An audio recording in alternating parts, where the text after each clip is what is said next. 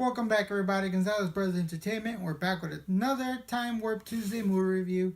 Spider-Man Homecoming released in theaters this Friday, so we thought it'd be a good time to go back and review what most people think of the best Spider-Man movie, before Friday that is, and that's Spider-Man 2. This movie's 13 years old, so we will be discussing spoilers. I will give you a small countdown for you to put this in your favorites and your watch laters, and then come back after that. 5, 4, 3, 2, 1, 0. And we're back, Eric. So we can start anywhere, including spoilers. So where would you like to start with this movie? Okay, I'd like to say is that I have a couple downsides for this film. My first downside is that a couple lines are corny and cheesy and they don't work today. My another downside I have is that a lot of the humor is quirky and cheesy and it doesn't work. I did not like how they chose to make MJ's character. It kind of feels like that they're making fun of it because from the comics it's a lot different. And the scene where Harry is pretending that Norman is there, that was just dumb. I have to agree with Eric, especially that Norman scene where Harry sees his father in the mirror and he hears his father tell him, "Avenge me!" It's just so corny and cheesy, and it doesn't work 13 years later. And it's his fault that he's dead. Yeah, he's gonna bring back his dad and then kill his dad, and they're avenged.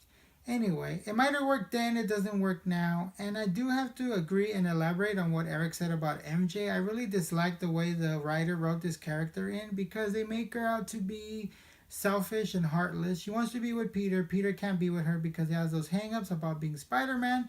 So her way of dealing with it is to get engaged to a guy she clearly doesn't love and is clearly using. That really bothered me, the way they showed this about this character. And I don't know if many other people had a problem with it. I know she's a beloved character from the comics, and I felt they could have gone another way with it, but that's the way they chose.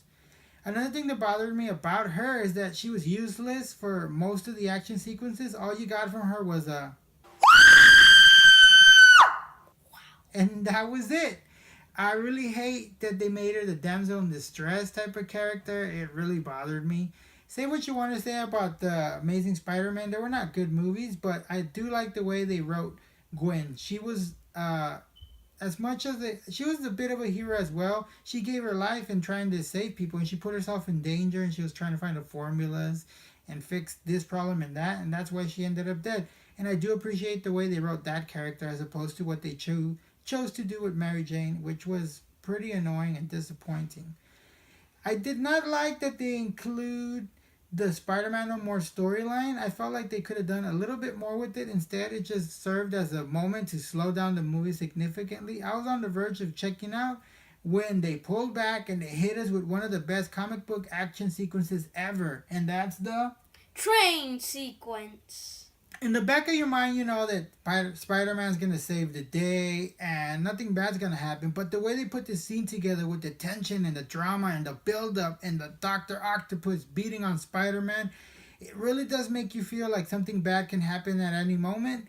And that's still one of the best action sequences ever. It's probably my favorite part of the movie, and it's no doubt my favorite part of the Raimi trilogy, to be honest. What did you think about the octopus? Dr. Octopus. I was thinking that he's gonna be a dumb and goofy, corny character, but now he's the complete opposite of goofy. He was actually intimidating. If I ran into him, I'd be scared too. I really like what Alfred Molina did with this character. He delivered an incredibly solid performance. It could have been a cheesy, dumb character like Eric said, but instead he made him scary and intimidating, and he delivered some really cool, menacing lines in the movie. So, that's our thoughts about the movie. I think we should go ahead and rate this one. What do you give this one? I'm going to give this a 70. Eric gives it a 70. I know I bashed it a lot in the beginning, and it seems like I didn't like the movie, but I did enjoy it overall. It's a good watch to go back every few years. I did enjoy more about the movie than I didn't.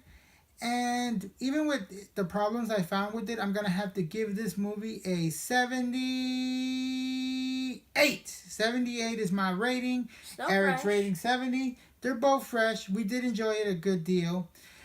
So, now it's time for you guys to tell us that you like it, that you enjoy it, that you hate this movie. Have you seen it? Do you think it's the best like most people do? Or is it just an okay movie from 13 years ago?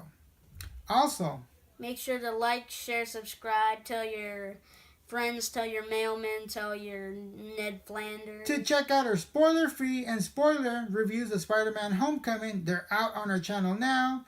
Thank you for watching. This is the GBE saying Bye.